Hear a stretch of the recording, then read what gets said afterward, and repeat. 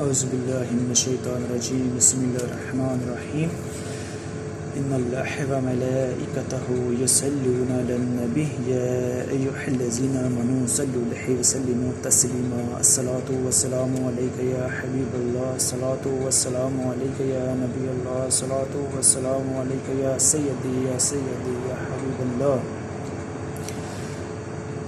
درود شریف ایک ایسا عمل ہے جسے رب التعالیٰ میرے رب پاک اللہ تعالیٰ خود بھی اپنے حبیب حضرت محمد مصطفیٰ صلی اللہ علیہ وآلہ وسلم پر بھیجتے ہیں، اور اللہ کے انبیاء فرشتے سب ہی درود شریف اپنے حبیب مصطفیٰ حضرت محمد مصطفیٰ صلی اللہ علیہ وآلہ وسلم پر نذرانہ بھیجتے ہیں۔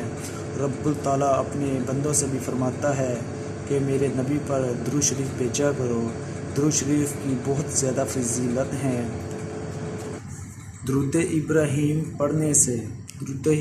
پڑھنا نفلی عبادتوں میں سے افضل عبادت ہے۔ درود ابراہیم پڑھنے والے کے گناہ 3 دن تک فرشتے نہیں لکھتے۔ درود ابراہیم کی کثرت کرنے والوں کو قبر میں نہ مٹی کھائے گی نہ کیڑے۔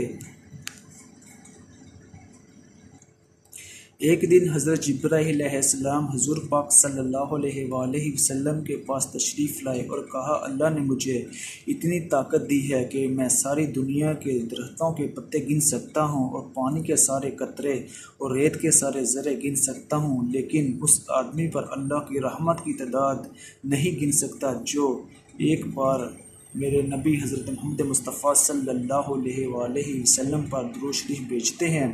درود شریف کی بہت زیادہ فضیلت ہے۔ درود شریف پڑھنے والے کا ہر عمل قبول کیا جاتا ہے۔